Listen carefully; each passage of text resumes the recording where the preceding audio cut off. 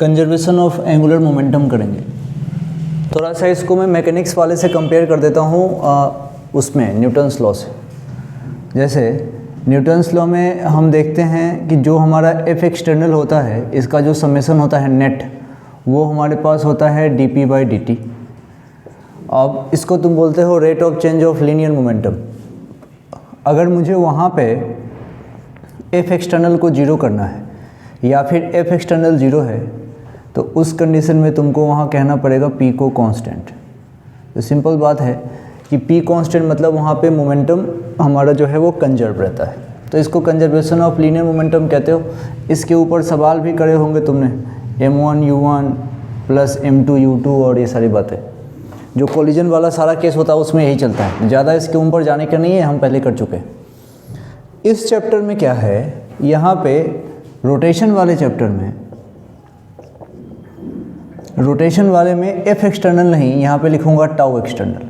मैं जब एक्सटर्नल लिखूँ तो आपको समझना है कि नेट फोर्स के बारे में बात चल रही है। मतलब यहाँ पे सब नेट चल रहा है, मतलब यहाँ पे नेट टॉर्क और वहाँ था नेट फोर्स। ये हम बात कर रहे होते हैं न्यूटन्स लॉ ऑफ मोशन में, ट्रांसलेटिव मोशन में बात चलती है।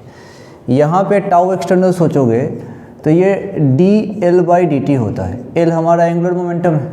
अच्छा, और सोचें, अगर मैं बताऊं कि टाउ एक्सटर्नल जीरो लग रहा है, उसके लिए मुझे यहाँ पे l को कहना पड़ेगा कांस्टेंट, क्योंकि किसी कांस्टेंट का ही डिफरेंशिएशन जीरो हो सकता है। अच्छा, अब किसी रिजिड बॉडी के लिए बात करूँगा तो l को मैं लिखूँगा आई ओमेगा, तो यहाँ कहना पड़ेगा आई ओमेगा इक्वल्स टू कांस्टेंट। सही है। डायरेक्शन की बात करूँ तो यहाँ पे ओमेगा के पास होगा डायरेक्शन। ठीक है। अब देखो हमारे पास कुल मिला के रिजल्ट क्या आया कि हम जैसे ही लिखा देखेंगे आई ओमेगा इक्वल्स टू कांस्टेंट, मतलब हम समझ जाएंगे कि हम बात कर रहे हैं कंजर्वेशन ऑफ एंगुलर मोमेंटम की। और ये तभी होगा जब हमारे पास टाउ नेट की वैल्यू या फिर टाउ एक्सटर्नल का समेशन कह दो वो होगा जीरो। अच्छा, एक और स्टाइल देख लो। यहाँ से आई प्रोपोर्शनल तुम कह सकते हो 1/ओमेगा, ऐसा भी कहा जा सकता है। यानी कि जब जब हमें ये पता लग जाए कि आई हमारा बढ़ा है, इसका सीधा मतलब है कि ओमेगा कम हुआ होगा, या फिर जैसे मैं कहूँ कि आई कम हुआ है, इसका सीधा मतलब है कि ओमेगा बढ़ेगा। उल्टी बात चलती है। और देखो ओमेगा को तुम लिख सकते हो 2π/t, तो ज़रा सोचो इसका रिलेशन टाइम के साथ भी आएगा टाइम के साथ। अब धीरे धीरे करके इसको हम इस बात को आगे बढ़ा सकते हैं। तो अब हम इस पोर्शन को हटाएं, और यहाँ की सोचें। जैसे दो एग्जाम्पल देखते हैं। एक एग्जाम्पल जो बड़ा फेमस है, कहते हैं कि भाई एक इस तरीके से एक लड़की है जिसने दो हाथ में ऐसे डंबल पकड़ रखे हैं और ऐसे वो घूम रही है, और थोड़ी देर के बाद उसने क्या करा कि ऐसे वो इसे घूमते हुए इसने अपने आर्म्स को ऐसे फोल्ड कर लिया और फिर वो घूम रही है। तो क्या होगा इसमें कुल मिला के इस कंडीशन में? अब जैसे मान लो कि ये इस तरीके की सिचुएशन है, ये इसका एक्सिस है, इसके अबाउट ये घूम रहा था। अब ऐसे ले लो, ये इसके अबाउट ऐसे घूमे। अब इसमें कंडीशन देखो, यहाँ पे इसके लिए अगर R देखोगे तो R की वैल्यू ये है, ये बॉडी ने इसने वजन यहाँ पकड़ रखा है। अब यहाँ पे जाने के बाद क्या हो गया इस कंडीशन में R हो गया है कम। R तुम एक्सिस ऑफ रोटेशन ये है हमारा, यहाँ R कम हो गया। जैसे ही R कम हो गया तो मेरे मन में I का फॉर्मूला अगर मैं निकालता हूँ, I बराबर मैं सिंपली अगर बोलूँ mr²। अच्छा, R कम होने से क्या होगा? देखो I की वैल्यू कम हो जाएगी, R कम होने से I की वैल्यू कम हो जाएगी। अच्छा, और समझना, यहाँ लिखता हूँ हर सिचुएशन को। जब मैं कहूँगा कि भाई यहाँ से तो मुझे लग रहा है कि I प्रोपोर्शनल हो रहा है R² के, तो R मैंने कम किया है तो I की वैल्यू हो जाएगी कम। अच्छा, उसके बाद तुरंत मेरे मन में आया कि हम तो यहाँ पे एंगुलर मोमेंटम अगर कंजर्वेशन का लगाते हैं, क्योंकि अलग से तो कोई फोर्स लग नहीं रहा, तो उस कंडीशन में मैं बोलूँगा आई ओमेगा इक्वल्स टू कांस्टेंट, ये लगा सकता हूँ। और इसका सीधा मतलब है कि आई प्रोपोर्शनल 1/ओमेगा। अगर आई कम हुआ है तो ओमेगा बढ़ जाएगा, तो यहाँ पे आई कम हुआ है तो इसका ओमेगा बढ़ेगा। ओमेगा का मतलब है कि इसके घूमने की स्पीड, तो यहाँ पे इस आदमी की, इस लड़की की जो भी है, इसकी स्पीड बढ़ जाएगी, तो यहाँ पे ओमेगा बढ़ेगा। ये ज़्यादा तेज़ी से बॉडी घूमेगी, मतलब ये ज़्यादा तेज़ी से आदमी घूम पाएगा। सही है। तो एक तो ये एग्जाम्पल होता है। तो हम तो सिंपल सी बात इसको समझेंगे कि भाई जब जब मेरे पास आई बढ़ेगा तो ओमेगा की वैल्यू कम होगी, और इस तरीके से सोचा जा सकता है। अच्छा, आई ओमेगा कांस्टेंट, इसका दूसरा तरीका भी तुम समझ सकते हो। इसका एक और एग्जाम्पल दिया जाता है, एक और एग्जाम्पल है, इसको भी देख लो। जैसे मेरे पास कोई डिस्क टाइप का एक प्लेटफॉर्म है, ऐसे मेरे पास कोई ऐसा डिस्क है, ऐसा प्लेटफॉर्म है, ये डिस्क ऐसा बना हुआ है। अब इसका एक्सिस ये रहा, इस एक्सिस के अबाउट ये डिस्क घूम रहा है, ये इसका एक्सिस है, इसके अबाउट ये डिस्क घूम रहा है। और उसके बाद से मान लो थोड़ा सा इसका कुछ ऐसा शेप बना दो, इसके अबाउट ये घूम रहा था, ठीक है। अब कोई आदमी है जो बिल्कुल इस एंड पे खड़ा था और वो आदमी इधर की तरफ मूव कर रहा है। आदमी पहले इस एंड पे खड़ा था और वो आदमी इधर की तरफ मूव कर रहा है। तो पूछ रहा है कि जब वो आदमी आगे की तरफ मूव करेगा तो ओमेगा पे क्या चेंज आने हैं। जब वो आदमी आगे की तरफ मूव करेगा तो ओमेगा पे क्या मूव करा। आदमी का इधर जाना, सोचो, आदमी जितना इधर जाएगा उतना वो आर को कम करेगा, है ना, वो आर को करेगा कम। और जब आर कम होने से आई कम होता है और आई कम होने से ओमेगा बढ़ता है, तो यहाँ भी ओमेगा बढ़ेगा। तो जब जब वो आदमी इस घूमते हुए डिस्क के, घूमते हुए प्लेटफॉर्म के बीचों बीच जाएगा तो वो उस कंडीशन में ओमेगा इसका बढ़ेगा। तो ये छोटी मोटी बातें यहाँ पे होती है जिसको अपने को ध्यान रखना है। सही है। अब इस पे प्रैक्टिस के लिए कुछ सवाल कर लेते हैं। जैसे एक सवाल बड़ा पॉपुलर है, सब लोग कराते हैं, तो आप भी कर लीजिए। लिखिए, if the earth were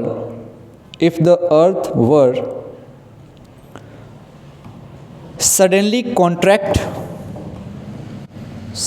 contract to half its present size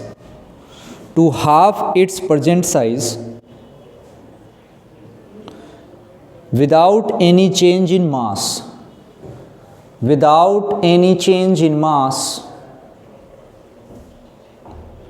then what will be the duration of new day? नए दिन का ड्यूरेशन क्या होगा, ये पूछ रहा है। अगर अर्थ का रेडियस अपने प्रेजेंट साइज का हाफ हो गया तो, अर्थ का रेडियस अपने प्रेजेंट साइज का हाफ हो गया तो,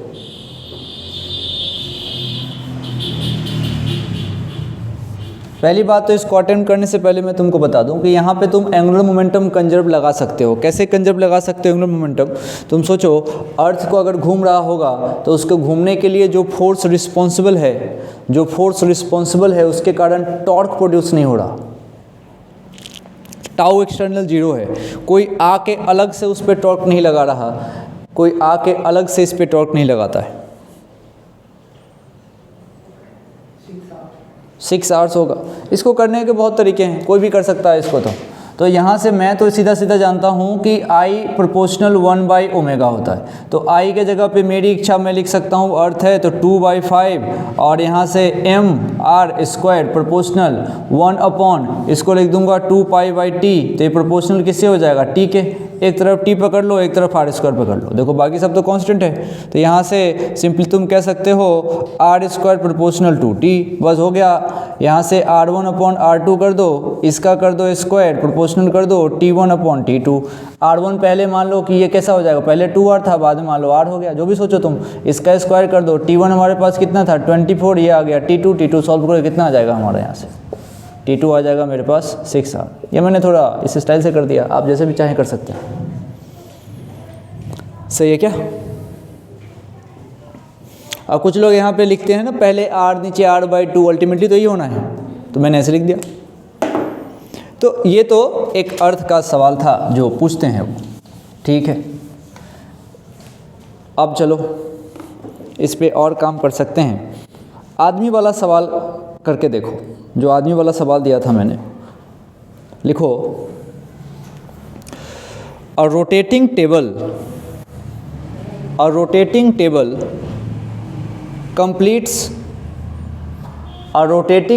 completes one rotation in 10 seconds. A rotating table completes one rotation in 10 seconds, and its moment of inertia is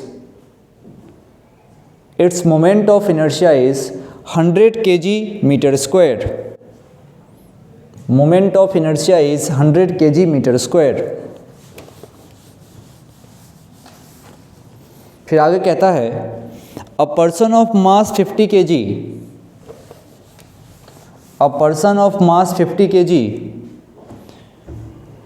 stands at the center of rotating table.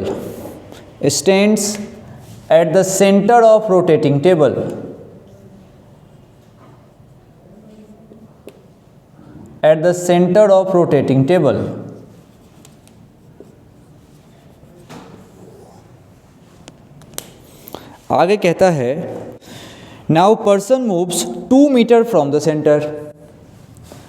Now person moves 2 meter from the center.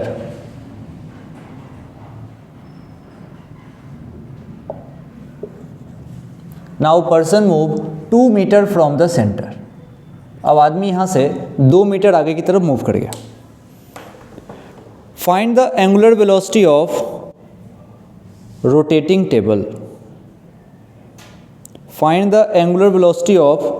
Table. मतलब rather you have to find the new angular velocity of rotating table. पहले angular velocity थी इसके लिए omega, मतलब मान लो rotating table completes 1 revolution in 10 second. 1 revolution in 10 second, सुनना मेरी बात, इसने कहा 1 रेवोल्यूशन में 10 सेकेंड लगता है। 1 रेवोल्यूशन में जितना भी टाइम लगे वो मेरे लिए टाइम पीरियड होता है। तो तुमको कुल मिला के इसने टी दिया है। अब टी को जैसे ही तुम करोगे 2 pi by T U will get omega. तो पहले वाला ओमेगा गिवन है, नया वाला ओमेगा तुमसे पूछा गया है। तो ओमेगा के जगह पे तुम कैसे निकालोगे? ओमेगा तुम्हारा हो जाएगा 2 पाई और टी के जगह रखोगे 10, तो ये हो गया तुम्हारे पास पाई बाई 5 रेडियन पर second. This is the omega given. तो पहले वाला ओमेगा तुम्हारे को गया हुआ है पाई बाई 5 रेडियन पर सेकेंड। नया वाला ओमेगा अपने को चाहिए। यह है इसकी कहानी।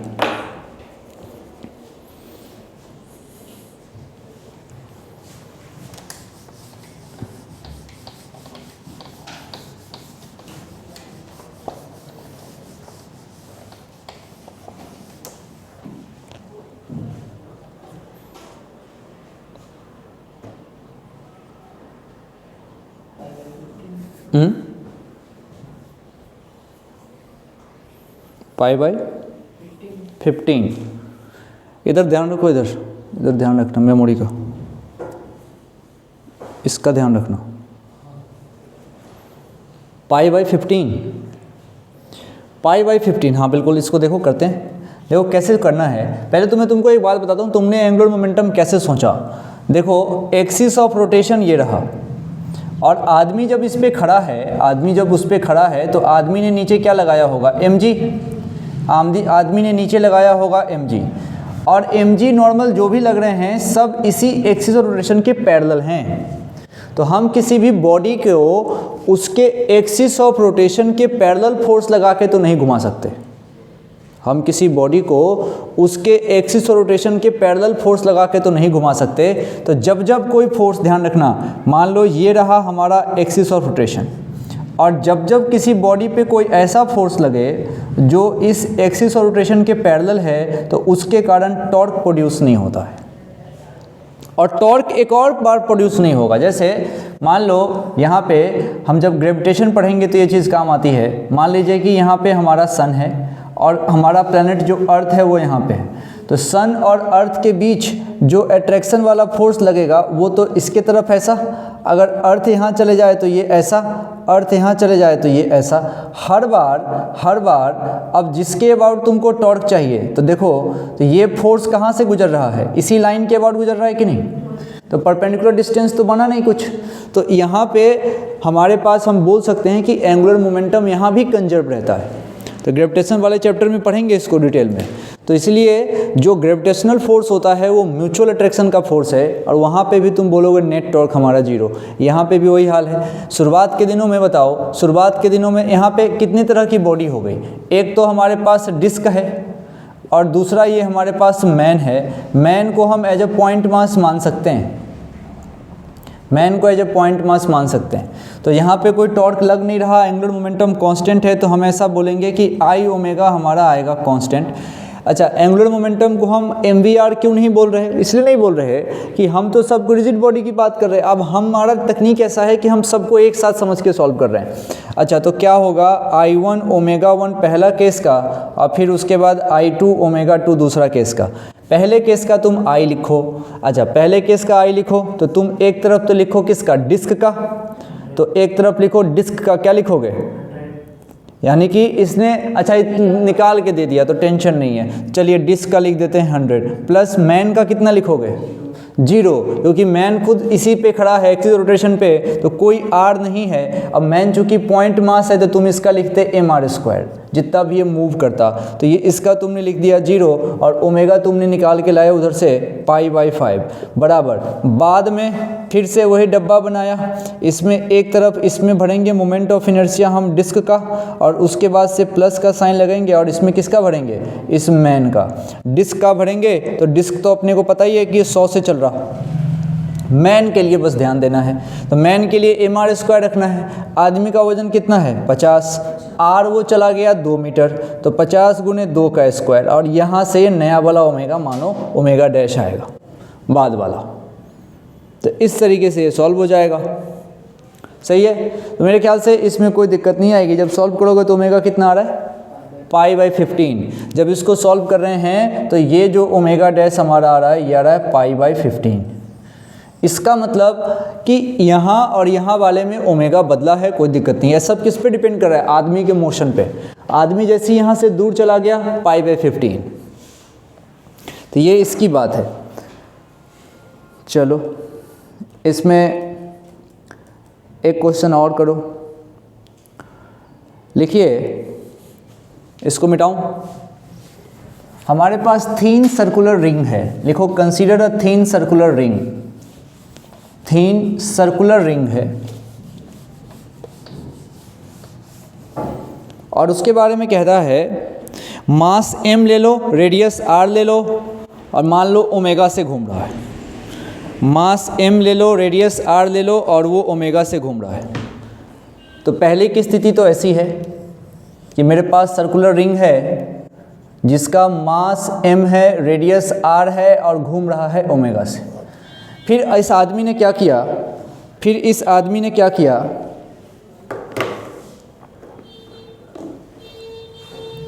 इस रिंग को यहाँ पे रखा, इसको ये यहाँ से ऐसे घूमता, इसके चारों एंड्स पे पॉइंट लगा दिए, मतलब कोई ऑब्जेक्ट 4 मास फंसा दिया इस रिंग के चारों एंड पे, और अब इसको घुमाया जा रहा है।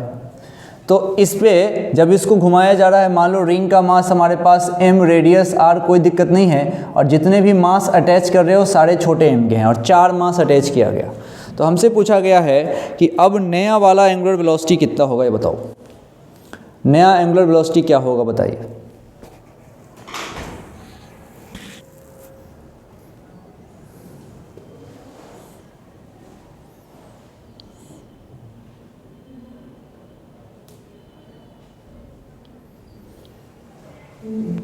यही बात होगी, यहाँ पे भी हम बोलेंगे आई ओमेगा इक्वल्स टू कॉन्स्टेंट, क्योंकि सोचो ये तो यही केस हो गया। जब mg ही लग रहा था बस, तो mg तो टॉर्क देगा नहीं, इसको टॉर्क नहीं देगा, मतलब टॉर्क 0 है, यानी कि एंगुलर मोमेंटम कांस्टेंट, आई ओमेगा कांस्टेंट। तो पहले की कंडीशन देखते हैं। पहले की कंडीशन में सिर्फ हमारे पास एक डिस्क है, और वो डिस्क नहीं, हमने क्या बोला है, रिंग दिया है ना पहले। तो रिंग का मोमेंट ऑफ इनर्शिया अपन जानते हैं mr² होता है। तो पहले के कंडीशन में मैं लिखूंगा यहाँ से m आर स्क्वायर और ये रहा ओमेगा, ये तो पहले की बात है, बराबर बाद में भी आई ओमेगा लिखना है, बस वो नया वाले ओमेगा का नाम हमने ओमेगा डैश दे दिया। बाद में दो तरह की बॉडी आ रही है, एक तो हमारा रिंग है ही सही जिसका मोमेंट ऑफ इनर्शिया हमने लिख दिया एम आर स्क्वायर, हमेशा इस ब्रैकेट के अंदर हमको आई भरना है, और उसके बाद से पॉइंट मास है और एकदम से एंड पे रखा है तो पॉइंट मास की दूरी इसके रेडियस के बराबर होगी, तो एम आर स्क्वायर, लेकिन पॉइंट मास हमारे पास 4 है तो ये 4 से गुना हो जाएगा।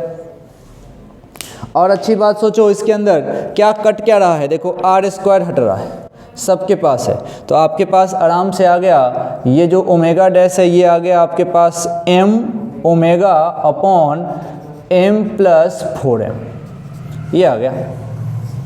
ऐसे ही आते हैं सवाल, आपको क्लिक करना पड़ेगा और क्लिक करते ही इंस्टेंटली ये सवाल जो है सारे बन जाते हैं, उसमें कोई दिक्कत वाली बात है नहीं।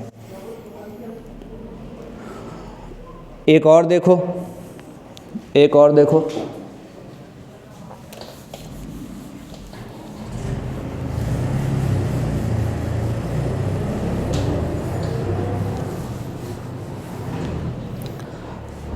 क्वेश्चन में इसका लैंग्वेज बड़ा फंसाता है, लेकिन इस लैंग्वेज को आसान तरीके से इसका डायग्राम बढ़ के हम कर सकते हैं। जैसे देखो मैं डायग्राम दे रहा हूँ, मान लो एक बार पहले लिखो सिचुएशन, लिखो solid cylinder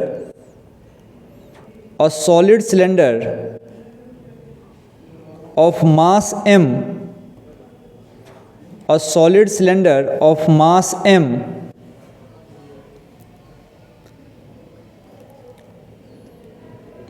and radius capital R is rotating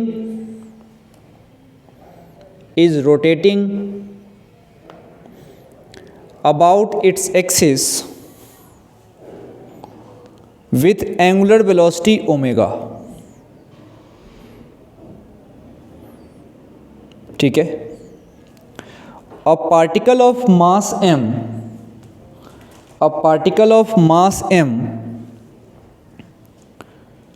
collides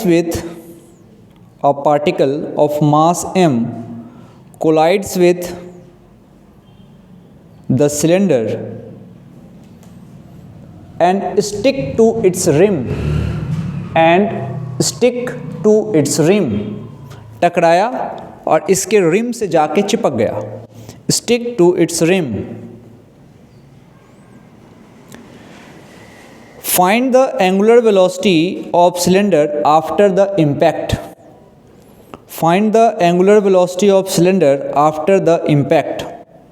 उस इम्पैक्ट के बाद angular velocity of the cylinder क्या होगा ये बताना है। आराम से इसको सोच के बनाना है। ये सिलेंडर है, मैं सामने से देखूंगा मुझे ऐसा लगेगा, इसके अबाउट ये सिलेंडर घूम रहा था और ये इसी लाइन में यहाँ से एक पॉइंट मास है ऐसे, और इस पॉइंट मास को मैंने ऐसे ऐसे इसके तरफ छोड़ा, और ये इस पॉइंट मास का मास छोटा m है और सिलेंडर का मास m है और सिलेंडर का रेडियस कैपिटल R है, और इसके अबाउट सिलेंडर घूम रहा था। अब जब ये इसको छोड़ा गया तो कुछ टाइम के बाद ये जाके इसके रिम से जाके और ऐसे करके यहाँ पे चिपक जाता है ये मास, और उसके बाद घूमने लगता है। तो हमसे बोला है कि बाद की वेलोसिटी बताओ कितनी होगी। अभी तो ठीक है, अभी ये ऐसे घूम रहा था, तो अभी ये ओमेगा से घूम रहा था, बाद में जब ये चिपक जाएगा तो उस कंडीशन में इसकी ओमेगा फाइनल की वैल्यू हमसे पूछी गई। इसका मास m है और शुरुआत में इसकी वेलोसिटी जो है वो v है, शुरुआत में इसकी वेलोसिटी v है। क्वेश्चन में डायग्राम दिया गया है।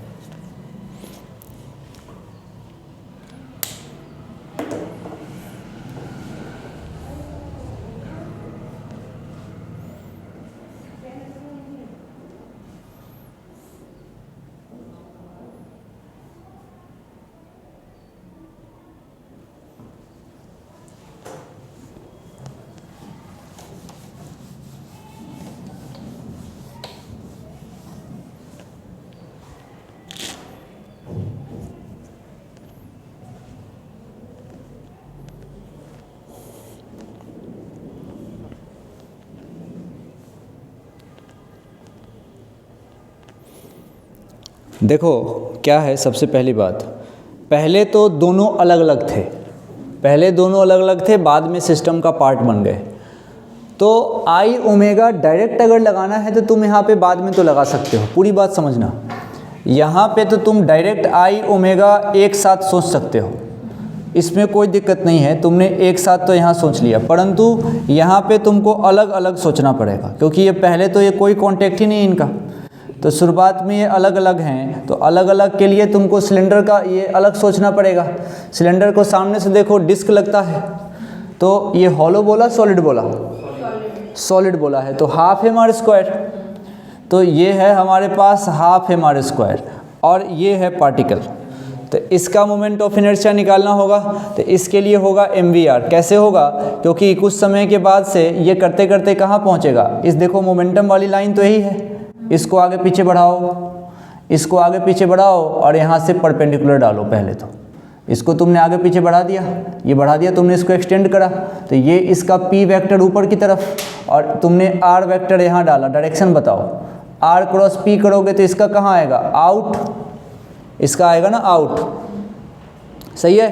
तो ये किसका आया आउट, पार्टिकल का। सुनना ध्यान से, ये आउट जो मैंने ब्लैक कलर से लिखा है, ये तो मैंने लिखा है पार्टिकल का। दूसरी बात समझना, रेड कलर से जो मैंने लिखा हुआ है इस डिस्क का मोमेंट ऑफ इनर्शिया बताओ।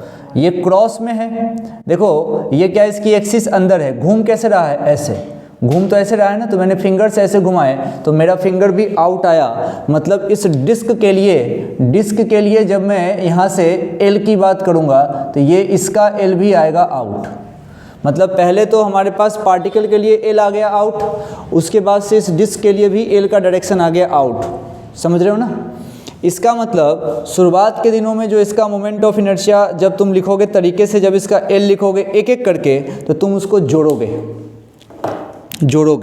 तो कैसे जोड़ोगे, पहले तो तुम यहाँ पे एंगुलर मोमेंटम को लिखना चाहते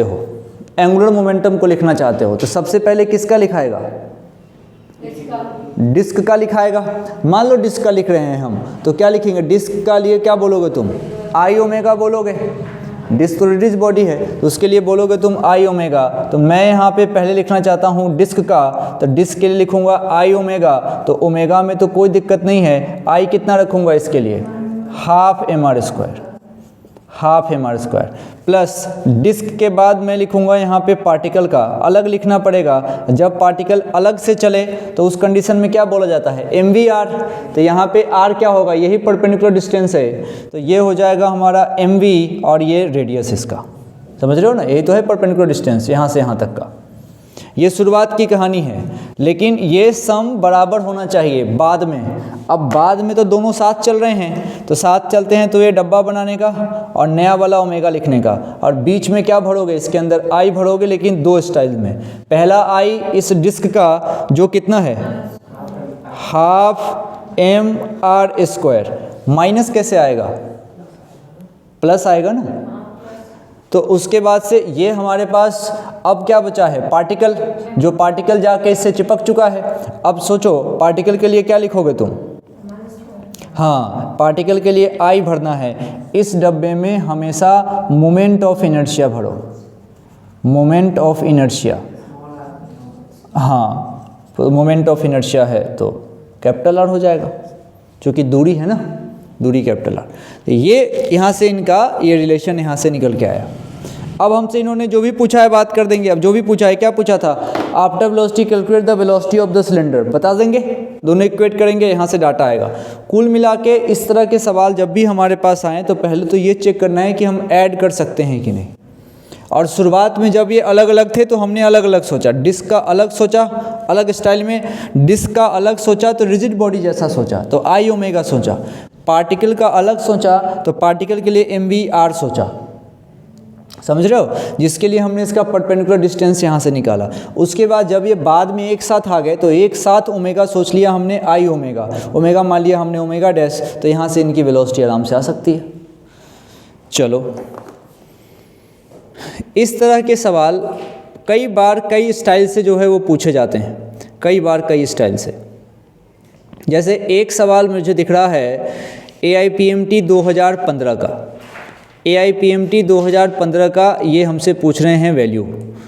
तो देखो ये सवाल पहले एक बार लैंग्वेज लिखो, लैंग्वेज थोड़ा सा ऐसा पकाऊ सा लग रहा है, लिखो लैंग्वेज लिख लो, थोड़ा बड़ा है लेकिन कोई नहीं, हम कर सकते हैं इसको।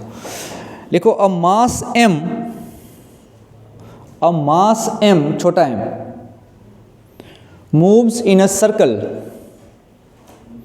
mass m moves in a circle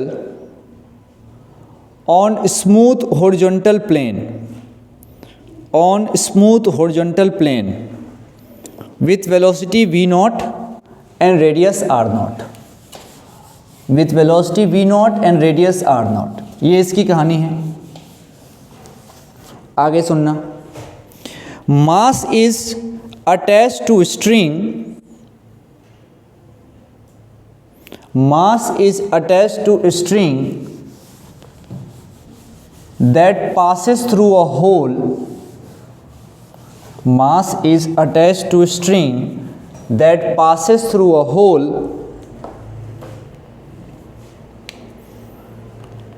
as shown in figure। अभी डायग्राम बताता हूँ क्या है। देखो ये कुछ इस तरीके से इन्होंने मान लो ऐसा एक शेप बना दिया, कोई ऐसा कोई शेप है और यहाँ से एक सर्कुलर मोशन वो करवाना चाहते हैं, यहाँ पे सर्कुलर मोशन करा रहे हैं। इसमें से क्या किया इन्होंने कि यहाँ पे जब मास रखा तो एक रस्सी डाली और एक यहाँ पाइप डाल दिया और इस पाइप से इस रस्सी को नीचे गुजारा। कोई आदमी होगा जो मान लो इसको ऐसे पकड़ के खींच रहा है नीचे की तरफ, इसको पुल करेगा रस्सी को। कोई होगा जो नीचे इस रस्सी को पुल कर रहा है, मान लो कोई आदमी बना दो ऐसे, जो आदमी ऐसे लेके इस रस्सी को वो पुल कर रहा है नीचे की तरफ, इस तरफ। अब ज़रा सोचो, जैसे जैसे रस्सी को पुल करेंगे रेडियस कम होता जाएगा। तो ये कह रहा है कि शुरुआत के दिनों में यहाँ पे रेडियस इसका r0 था और इसकी घूमने की वेलोसिटी जो थी वो v0 थी। शुरुआत की कंडीशन इसने दी है, बहुत शुरू की कंडीशन। और जिस पार्टिकल को घुमाया जा रहा है कह रहा है कि इसका मास हमारे पास m है। ये तो पहले की कंडीशन है। अब सुनना आगे क्या कह रहा है। कह रहा है कि now tension in the string is increased. अब जो ये खींचने वाला जो टेंशन है उसको इंक्रीज किया गया, मतलब जोर से खींचा गया तो रस्सी कम हो जाएगी। अब कह रहा है now tension in the string is gradually increased and finally radius becomes half. Finally radius becomes half. तो बिल्कुल सही बात है, एक समय आएगा कि जब इसका रेडियस जो है वो हाफ हो जाएगा। तो ये रेड वाले से लिख रहा हूँ, एक समय आएगा जब इसका रेडियस r0/2 हो जाएगा। इसमें मुझे कोई दिक्कत नहीं है। Find the final value of kinetic energy. अब हमसे काइनेटिक एनर्जी की फाइनल वैल्यू पूछा है। Find the final value of kinetic energy. कर दो इसको।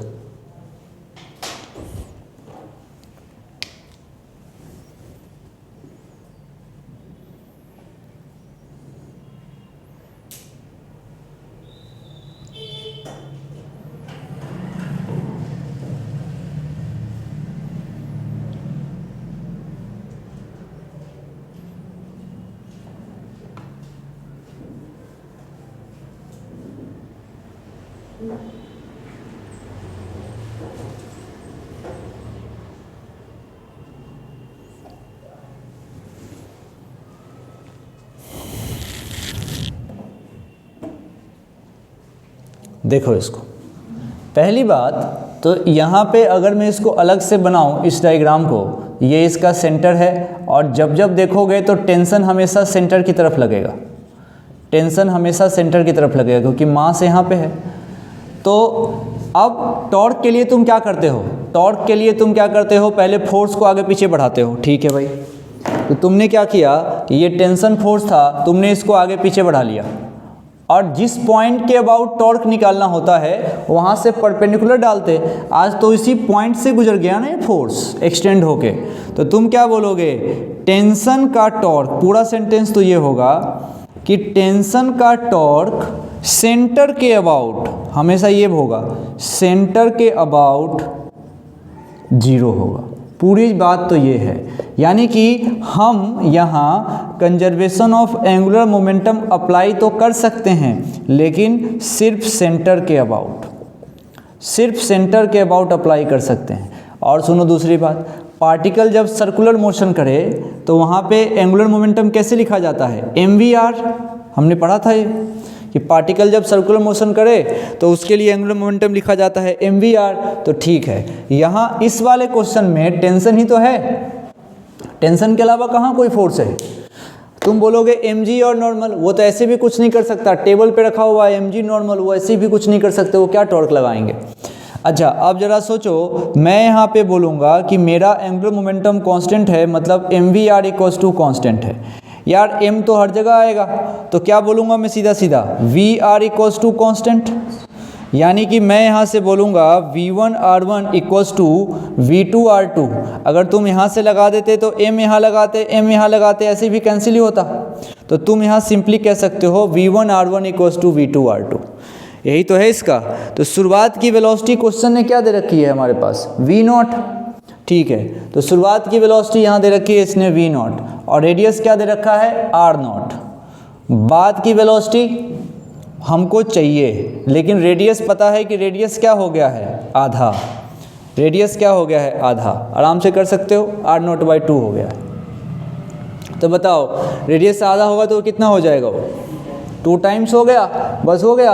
अब मेरे पास जो v2 आया है वो v2 आया मेरा 2 टाइम्स v0 हो गया। अब v2 मेरा 2 टाइम्स v0 है। इसने हमसे पूछा है आप तो मुझे बाद की काइनेटिक एनर्जी बता दीजिए। तो बाद की काइनेटिक एनर्जी हाफ m और वेलोसिटी का स्क्वायर। आज वेलोसिटी है मेरे पास 2v0, तो इसका स्क्वायर कर दूंगा तो ये आ जाएगा हाफ m v0 स्क्वायर और इंटू क्या आ जाएगा 4। देखो half m v0 square into आ जाएगा 4। ये पुरानी वाले से कंपेयर कराना चाहेंगे तो हम वो भी कर देंगे, half m v0 square into 4। सही है क्या, कर सकते हो। तो इसी तरीके से ये बात करी जाती है, इसमें कोई दिक्कत वाली बात नहीं है। तो भैया अब कंजर्वेशन ऑफ एंगुलर मोमेंटम पे हमने लगभग सारे काम कर लिए, तुम इसको आराम से कर सकते हो, इसमें अब कोई दिक्कत की बात नहीं है। अब इस वाले चैप्टर में एक मोमेंट ऑफ इनर्शिया आएगा, और मोमेंट ऑफ इनर्शिया के बाद से जो हम अगला चैप्टर इसमें शुरू करेंगे वो हम करेंगे SHM।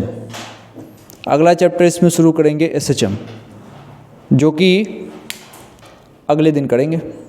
आज आप जाइए मौज कीजिए, आज का टारगेट यही था।